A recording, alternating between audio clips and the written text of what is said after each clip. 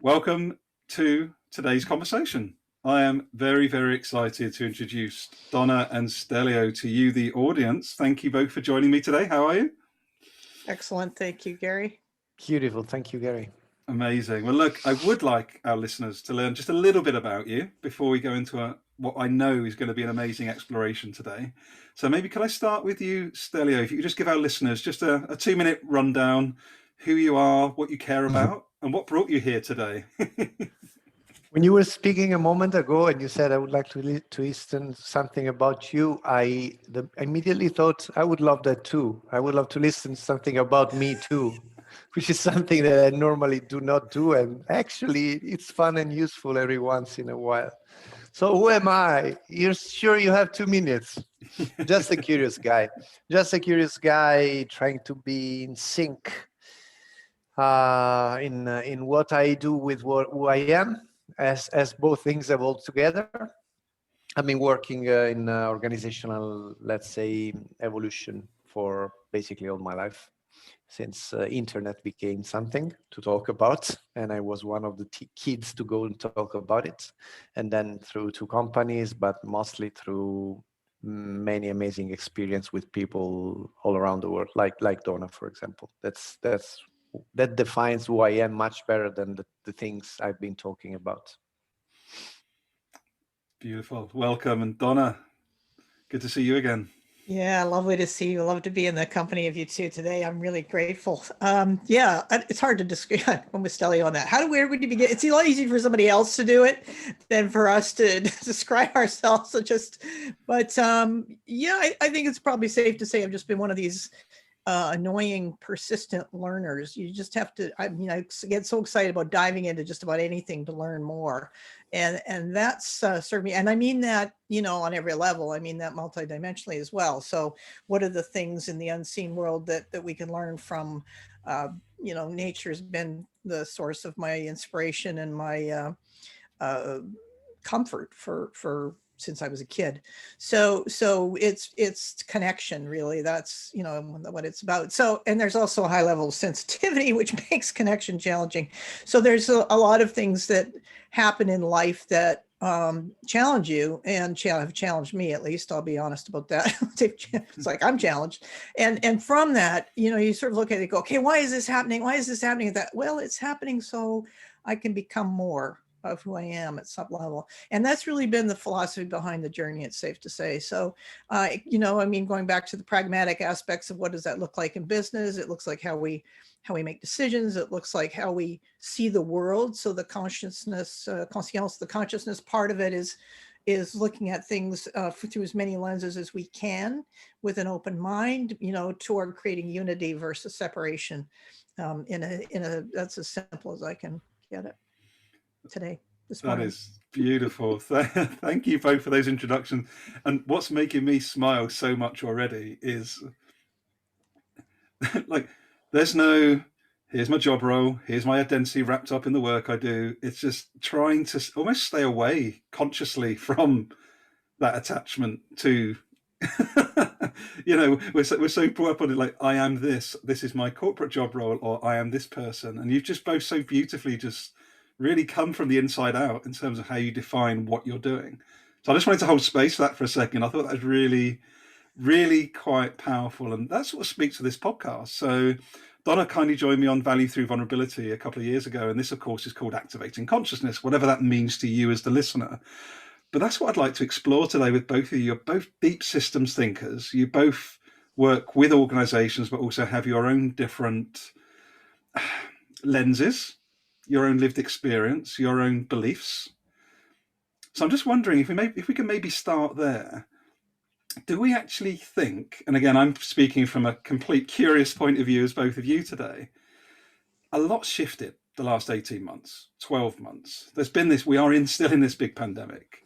We have had the murder of George Floyd. There's a lot of stuff that's happening, but it's not necessarily the first time that these types of events have happened. But for some reason, everyone's talking about like consciousness shift or, awakening or, and I'm just wondering, is there something systemically going on in your opinions right now that's different to what's gone before?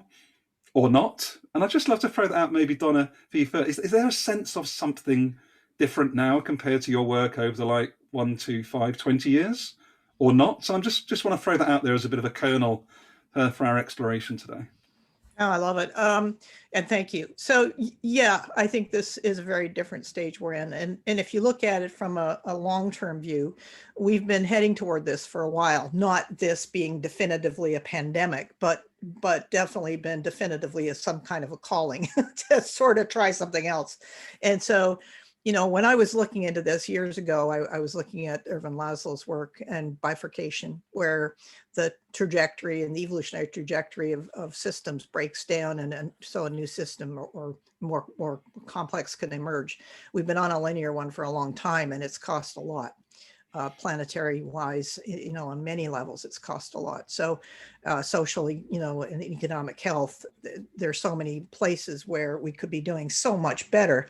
So, if you stand in the intersection of a bifurcation where the old system collapses and the new one's in co-creation mode, I'd say we're in the co-creation mode. We're in the space now where we can decide how we participate in what happens next. And that's sort of like the pandemic was the easiest wake-up call we could probably get, because when biodiversity, when any of those million species are due next year to go, when any of that happens, we're in a much steeper shift of adaptation, of adaptive response.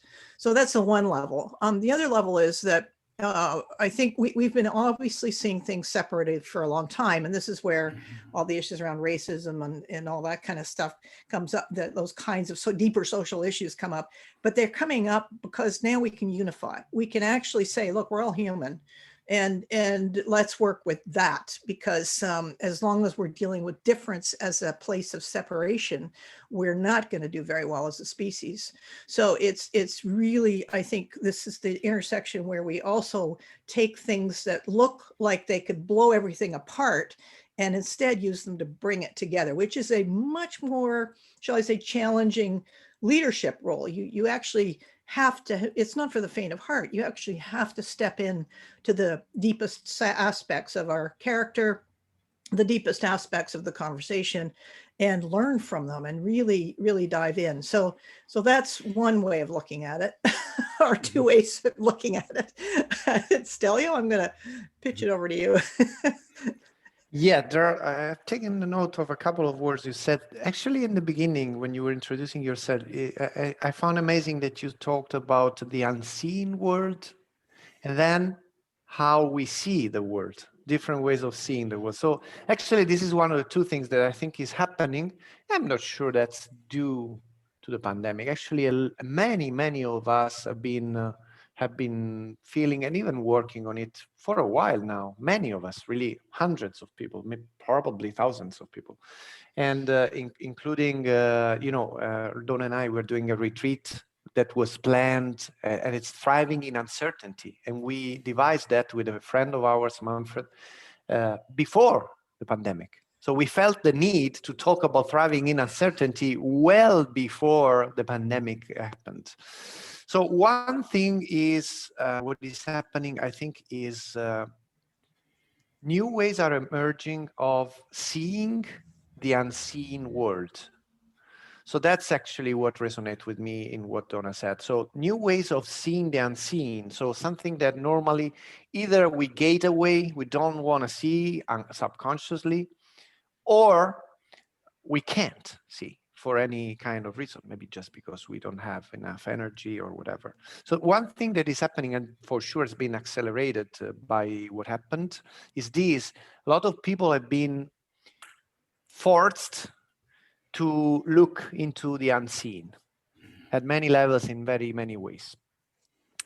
Then the other one, for a while, a lot of people have been talking about emergence lately in the last 10 years, complex adaptive systems, emergence, it's on the mouth of everybody, and including myself, honestly. But then for a while, I've been talking about coalescence and resonance as two much more interesting things that happen in complexity.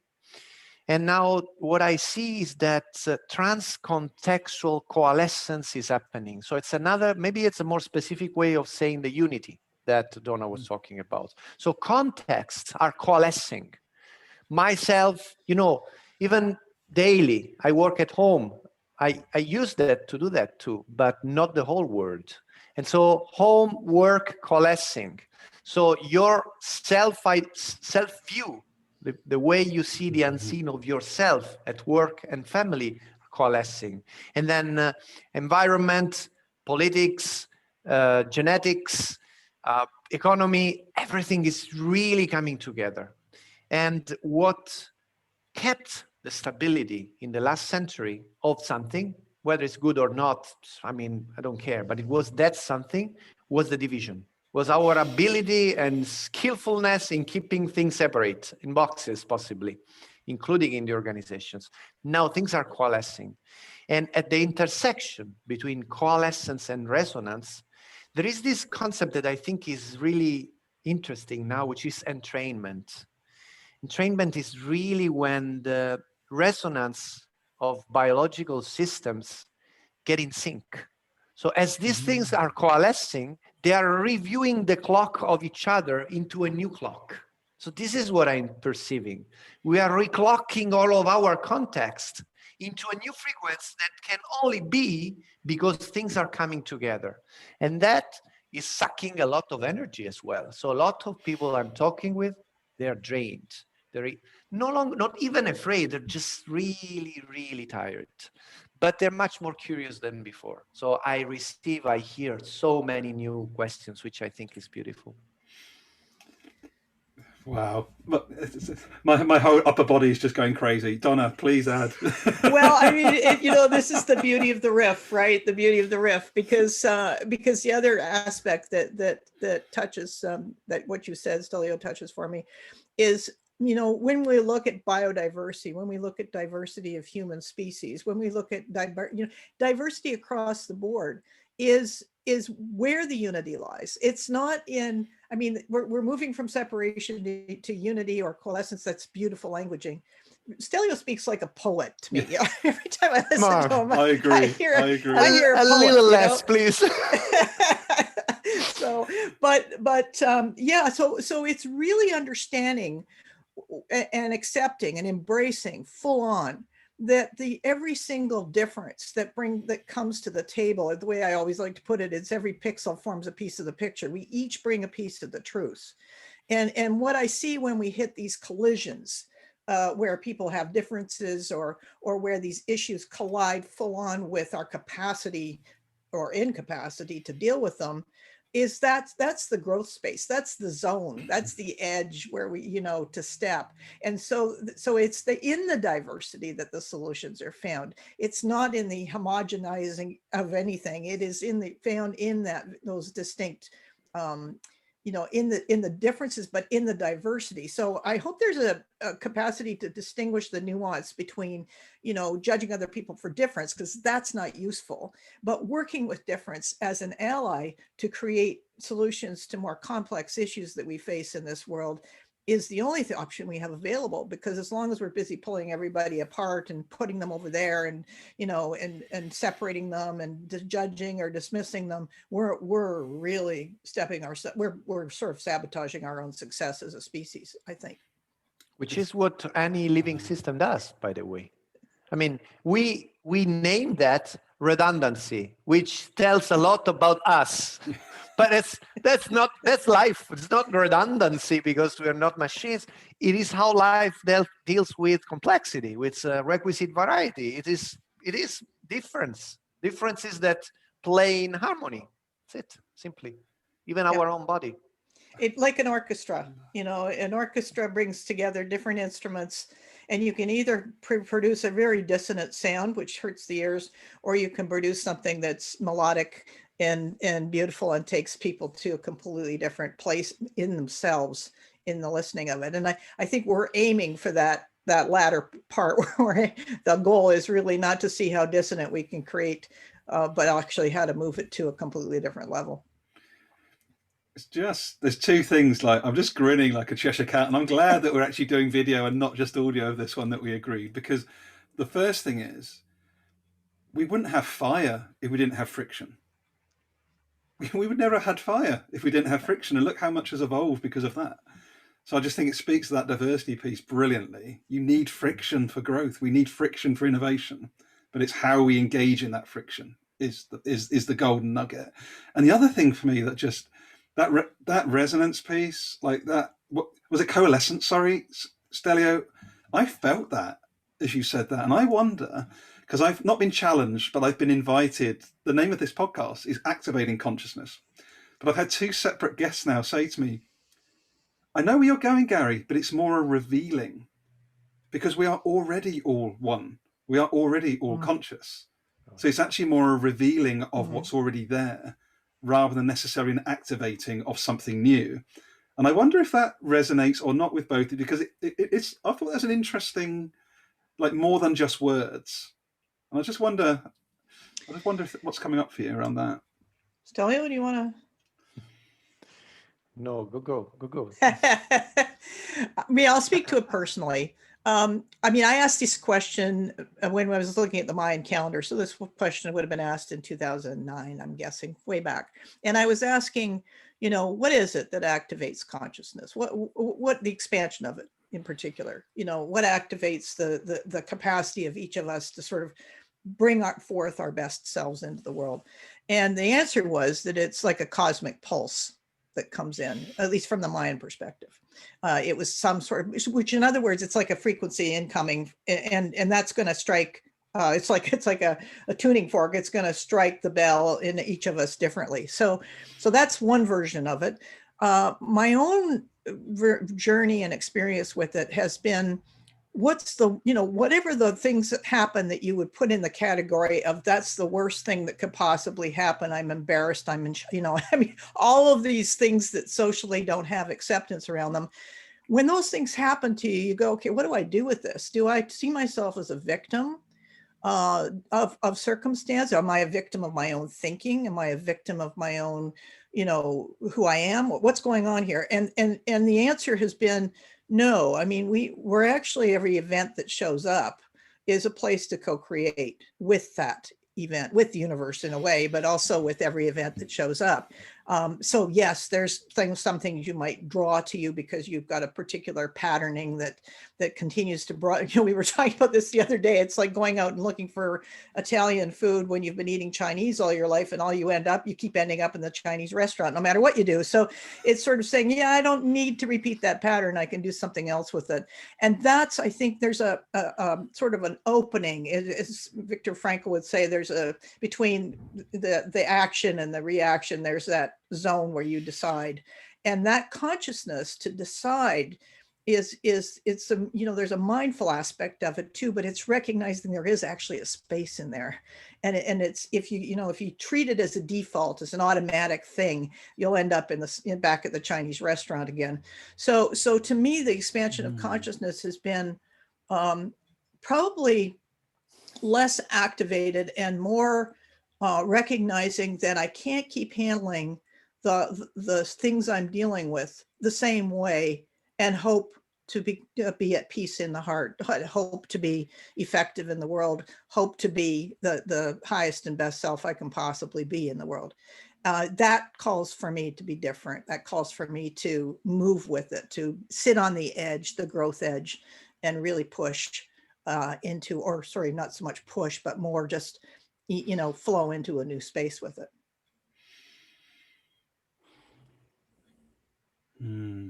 Anything coming up for you, Stelio? My immediate response might sound provocative, but actually really believe it. We think too much. I think we think too much. So something that is quite simply true is that we are an expression of the universe. We're just patterning of energy taking the shape of human beings, if you want. So just like anything else, from my pen to the birds outside. So the only thing we should be doing is being ourselves. And that's something that you do. It's not something you think about. And I don't know if it was, I think it was Alan Watts that said something like, if you think all the time, you're never going to have something interesting to think about, or something like that. He said, there is a famous quote from him. So we have our brain is a tool that allowed us to control fire, fly over oceans, have this call over internet. And the means for that was reducing reality, was working in linear scopes of the universe, places where we could plan, control, and have direct relationship between cause and effect. And that works because that's part of existence as well. But then with this delirium of our teenage as mankind, we thought that we could then extend that control to anything else and so on. So that was the last couple of centuries in Western society, at least. But I still believe that we had understood or felt who we are long ago, and we never forgot that. So there are so many ancestral cultures that all around the world used to talk about pretty much the same experience of what we are, of being, the same connection with the frequencies, even the sounds and the energies of the universe, the meaning.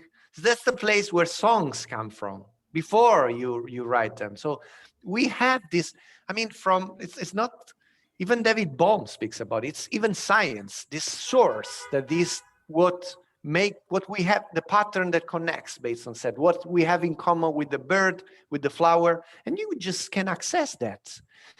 Point is, we're always thinking, and as your head is full of thoughts, that's not consciousness. That's the clouding consciousness. And so if you just relax and be yourself, whatever it is, even if you're sad, be sad. If you want to have fun.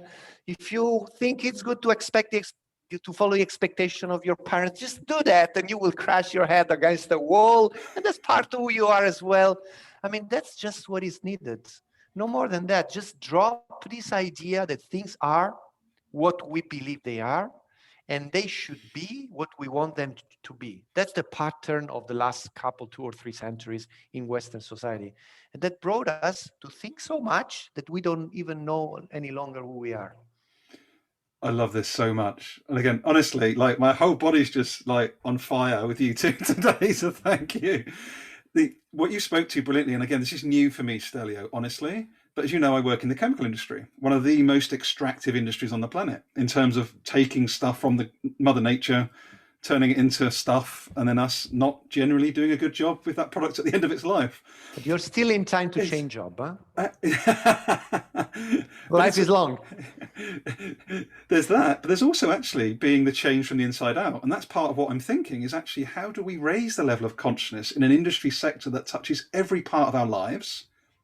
What if we had 20 million people that work in every function across every sector of that industry having this sort of conversation? How quickly could it shift? And that's what I'm interested in terms of system change, is it only takes a conversation like this, where every one of these different, a CEO of an oil company or a chief sustainability officer of a plastics company, imagine those people in this conversation, if they had an open heart, open mind, open will. I do think it's possible. I'm not worried about it. I don't have attachment to it, but I do think it's possible. And I would love, like I say, I'm not even worried about it, to be honest, because you said I can only be me. I can only do what I can do. But I do imagine better.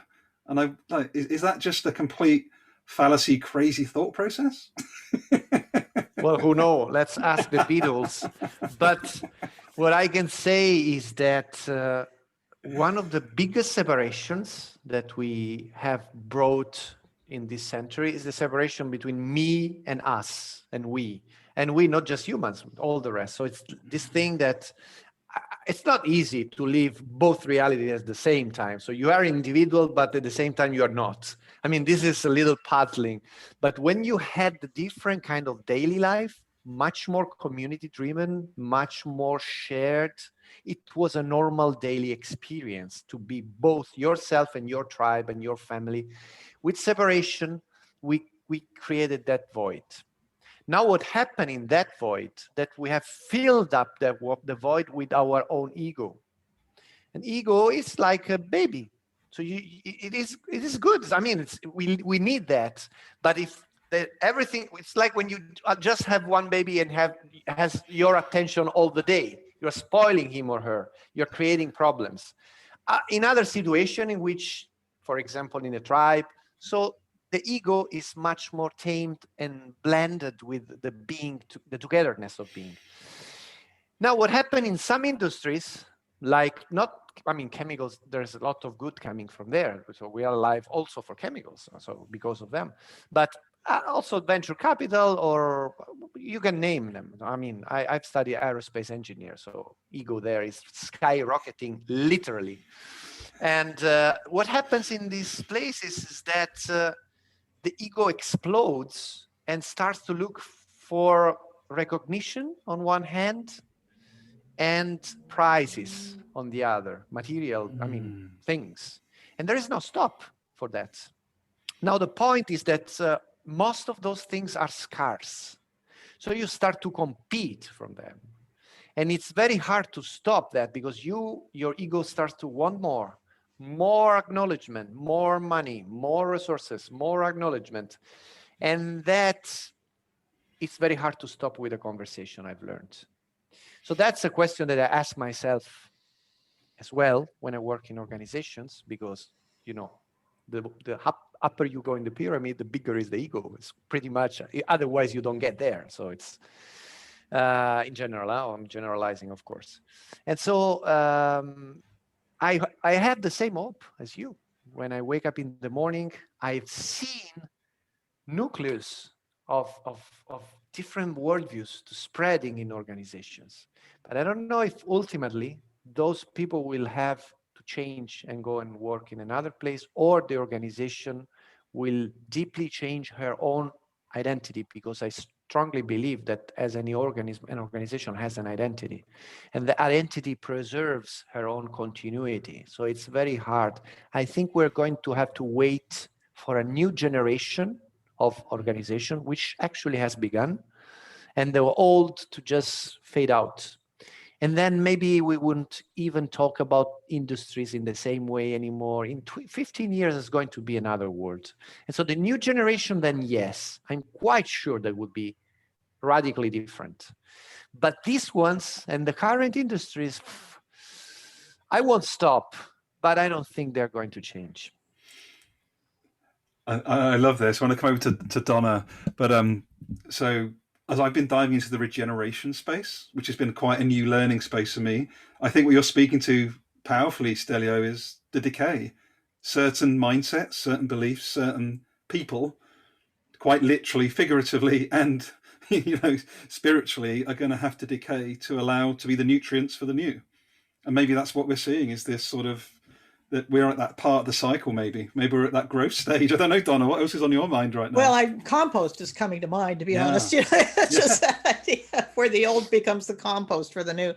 So I'm going to build on that, because what we've done is, in the process of keeping things nicely sorted so we could handle them, is become disconnected from a whole lot, including the role that we have in the living system, which is one of the reasons why we can park climate change as a screensaver and go, okay, that's just got nothing to do with us. But in reality, that change is just going to come sidling in, with increased food costs. It's systemic. And I tried at one point to map some of these issues from a local to a global, because they do have that. So it's the interrelationships. And I mean, it starts as simple with, what are the relationships we have in the workplace? Are they trusting, or are they toxic? Where can we shift in that zone? And when we talk about industries like chemical industries or any other industry, it's really just understanding, nature's got this phenomenally sophisticated technology that has been working, sort of like the planet has been resilient. It's been, vibrant. It's been abundant for 4-point-something billion years. And yes, there have been cycles, but nothing like the cycle we're in now that man has actually accelerated. So it's recognition that we're part of the living system, not above it, not excluded from it, not the master of it. We can pretend we are, but I don't think that's going to actually play out. And the hope that technology will come along and save us is is really just saying, look, humans, you can just take your tendencies and move them to another planet and see how that goes. So we've got an opportunity here to go back and say, okay, to be that real learner, what's nature doing that I can learn from? Where are the intersections in between what we're doing now and what we could be doing way better that can serve to regenerate the nature systems that we've been using, without considering impact for a couple hundred years easily. I mean, yes, there is a natural evolution that goes with that just in terms of the consciousness of humanity, but it also is another jumping off point for a way to be much better. So, if I look at the chemical industry, or there's a chance to sort of say, well, how does nature handle chemicals? How do they do that? How do they create it in a way that's beneficial? Where there's not a net negative impact, but there's a net positive impact. And I think it is that understanding and acceptance that, hey, we're a part of it. And that involves a much higher level acceptance of responsibility. Not just saying, yeah, that's over there. Kids could do that. They can do the climate change. They're coming up next. No, it's us, all of us, and I don't care how old you are. You still bring something to the equation that can be, helpful. And I think part of the depletion of the energy has to do with people. There's just kind of this hope, this resignation, or I also get from some people a sense of it's too late, too far. We can't, and it's not. And if you really do want to go out that way, well, and so be it. But I just think we've got a lot of creative juice inside of us that goes with being able to see things, in an interrelated, interconnected kind of way that we haven't even begun to tap yet. And that's the benefit of using that diversity, working with diversity to achieve something bigger than ourselves, as opposed to using it to sort of go, oh, those people are over there. Let's work together. So there's my spiel for the day. It's a really powerful one, though, because one of the things, again, I'm learning about right now, and I'd love to get your views on this both, is we've got this global north, global south divide, separation. And, as I dive into this regeneration conversation, there's actually a risk of the West colonizing the regeneration conversation as well. A very real risk of that from what I can see happening. And I'm just wondering, is there value in, we've got indigenous wisdom in, of course, North America and Europe, it's everywhere, but particularly in the global South. I'm wondering, is there an opportunity with this technology that we now have to better learn global North, global South together as part of this diverse reimagining of how we coexist? I know it's a bit of a big question and statement, but I wonder what both of your thoughts are around that. Stelio? Yeah, for me, definitely. And it is happening. I don't know how fast, I cannot have metrics, but I see it more and more. That source I was talking about, where our instincts come from, is now moving so many more people towards herbals, indigenous cultures, different view of the planets. So all this is moving. Now, how and how long, again, I don't know. I think we're going to wait a little bit, but still, you have to start putting things together. This discussion we're having started in the 60s. I mean, it's not yesterday, but many things have changed. Also for the worse, accelerating them, but also in the good. It's like you're growing plants, so just more and more coming up. And as the first one come up, they spread seeds and new ones are coming up. So this is really an ecology of thought that is growing. And with thoughts, with different beliefs come different actions, and then everything else changes. So yes, I think it is happening. It is going to happen more and more, and I agree with Dawna that it's really unforeseeable what could come out of that. In serious phytotherapists, herbalists, there is this say that nature doesn't spread any disease for which she doesn't have a plant grow in the neighborhood. So whatever disease spreads in a place, in that same place, nature puts herbals to treat that. I like to think that the same happens at the scale for mankind. So whatever the disease that affected us in the generation of this technology and so on and so forth, the solution or the way forward better could be inside of that as well. So what we are generating could allow us with a different way of seeing things to get out of this mess, and also quite quickly if we really change our worldview. I look to the South, and I mean, first of all, I think separation is far more cultivated in the North than it is in the South. And so I think that's the great opportunity is to drop it and just walk in and learn from these communities. When I just did a conversation for my podcast with Dwayne Matthews on what was going on in Africa, particularly around education. And you've got kids who are in 5 days figuring out how to take a piece of tech they've never seen before and do things with it. The level of initiative, the level of resourcefulness in the South, as they say, is just phenomenal, and such a place to learn from. I think there's a lot of reasons to drop the geopolitical boundaries altogether and just walk in and say, what can I learn from you? You know, let's really do some deeper listening into what are you doing?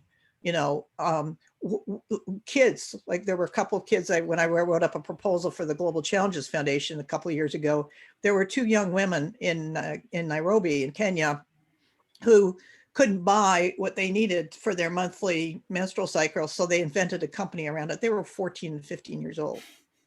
That's ingenuity at its finest in my world.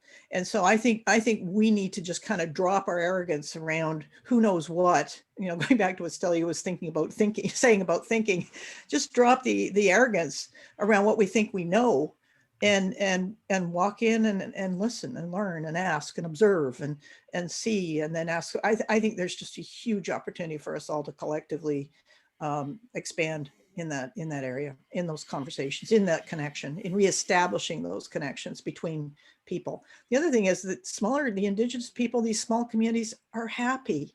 They're not complaining about the world. The poorest people I have seen have got the strongest spirit. They're strong in their sense of belonging. They're strong in their initiative. They're strong. They're very generous souls.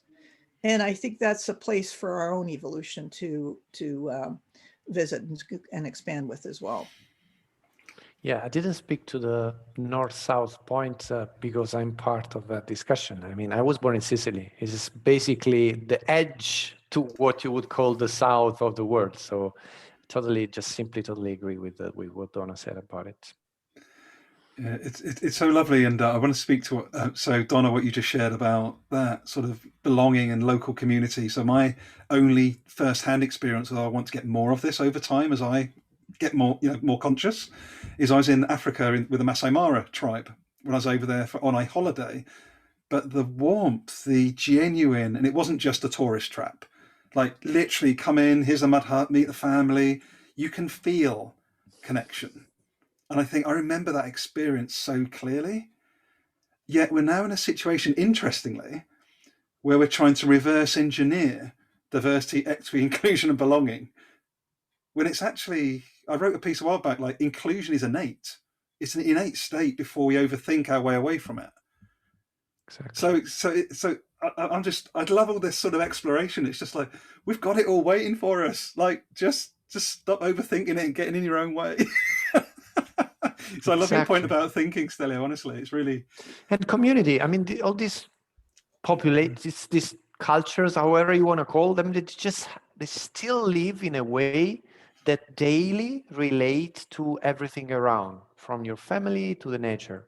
And that's just what you need. That's just that feedbacks on you as who you are, and that's all you need to live happily and also healthy for the whole thing, not only for yourself. At least this is what I believe. so lovely. I'm now looking at the clock going, do I have another 4.5 hours with Dawna and Stelio or not? Come on. What a great way to start my week. Thank you. It's honestly, it's so beautiful, because what's coming up as well, and again, you know me, Dawna and Stelio, like I'm just an explorer myself now. I'm like the lid's off, so it's just curiosity all over the place. And what's coming up really powerfully as you both speak today is that importance of place. So actually, we don't need to be everywhere.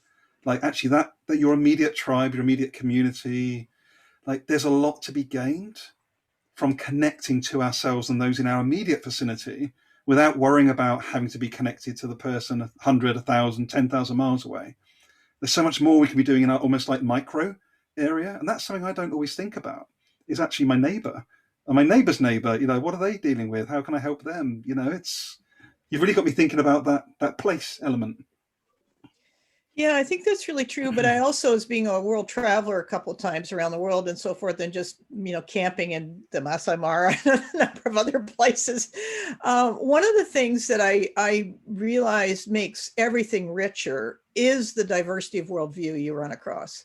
So, if you're in your place, then you are looking to have conversations with people who can challenge your worldview, because if it's too small, the small things get too big. And you forget, you lose perspective.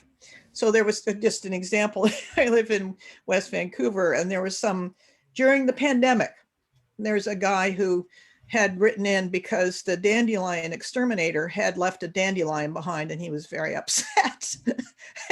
and you're just looking at it and thinking, there's something much bigger. It's like this screensaver called the pandemic. It's like, yeah, it's one, this company, they were bad. They didn't get rid of my dandelion.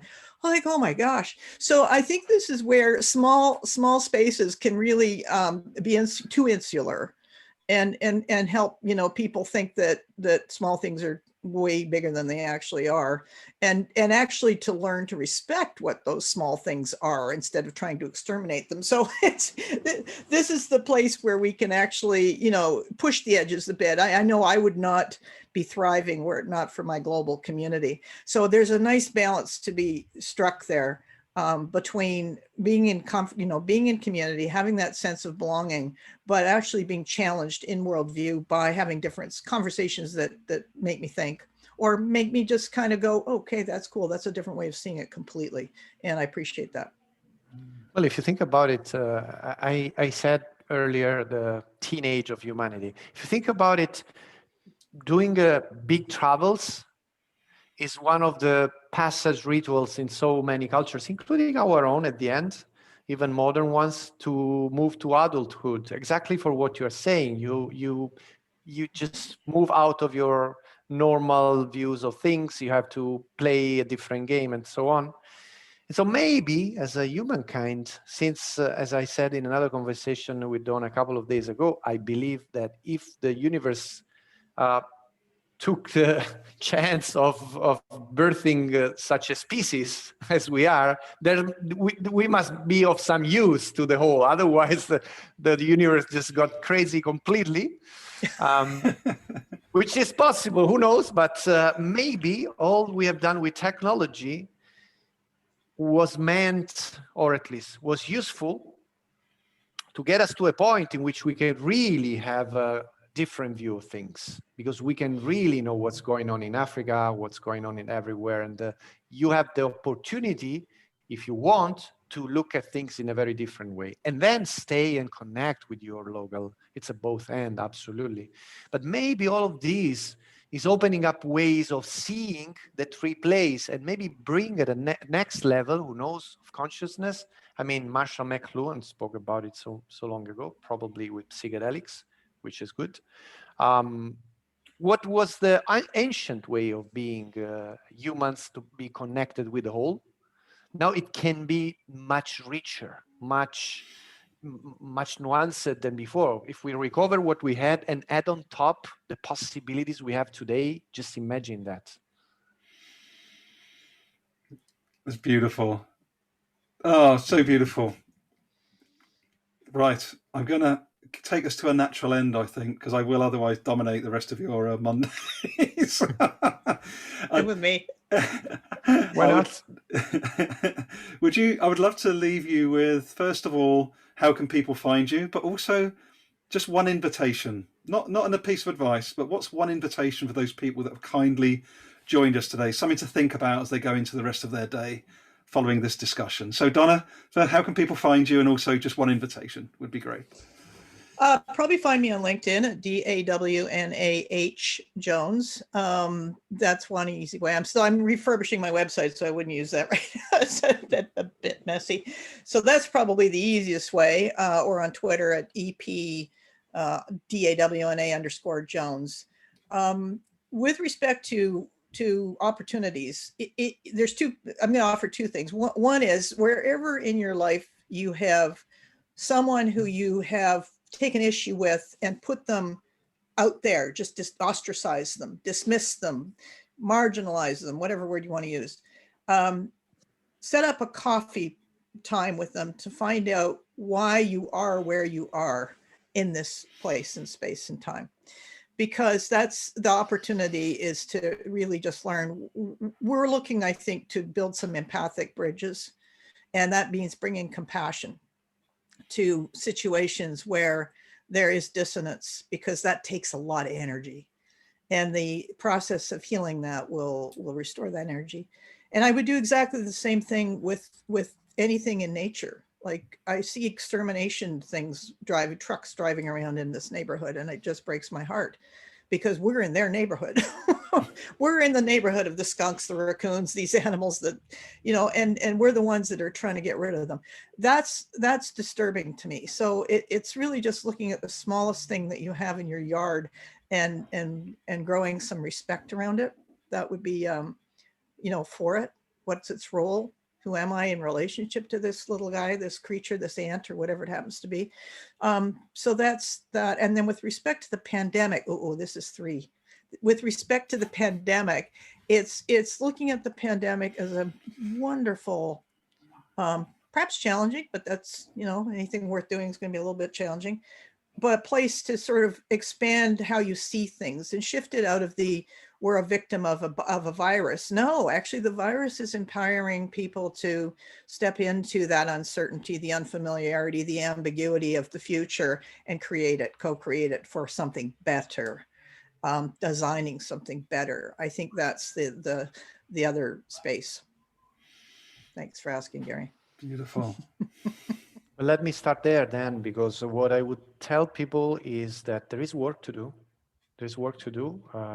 We, as a community of communities, are trying to do our part. So get in touch. This is what I say. Get in touch with us. We can connect you with so many different communities in the world, besides our own work we're doing, in bringing these both at a personal level. A lot of work we're trying to achieve there. The personal level, how to make sense of this, how to change your habits and beliefs and ways of being in the world for the better, for how it most resonates with yourself, and organizations. There is so much work to do there for that specific kind of resonance that I said before, this entrainment. So it's really trying to rethink the systems with practice, not with words, just doing things differently. And as for finding me, LinkedIn can work. I also have a very old about.me page. So it's about.me/Stelio Verzera, written in one word. That's STELIOVERZERA. Wow, I made it. Stelio, Dawna, you've been an absolute joy. Thank you for sparing the time. I also have to put a shout out to our mutual friend Perry Timms, who said, Stelio, you need to get in this conversation. And my invitation is one to myself and all of us, is just stay curious and have fun experimenting. I've found the last 12 months, as I've tried to dive into more of this stuff, is avoid perfection, run experiments, fall over, bloody your nose, but laugh with it, because I've been way too serious the last 12 months. And I want to get a bit more playful with this stuff. It's serious. Yeah, it's quite serious, but it's also should be fun in the journey. That's what I'm learning about. I don't know about you two and play, but. Well, I think Joseph Chilton Pierce said it well. He said play is the zone where the highest form of human intelligence can emerge. And I absolutely believe that to be true. One of my favorite Einstein's quotes are about playfulness as well. So just Google it now. I'll leave you with curiosity. Yeah. I will be hunting that down today, and I'll make sure all your details are in the show notes. Thank you for joining us, everyone, and have a good afternoon, everyone. Take care. Bye. Aloha. Thanks, Gary.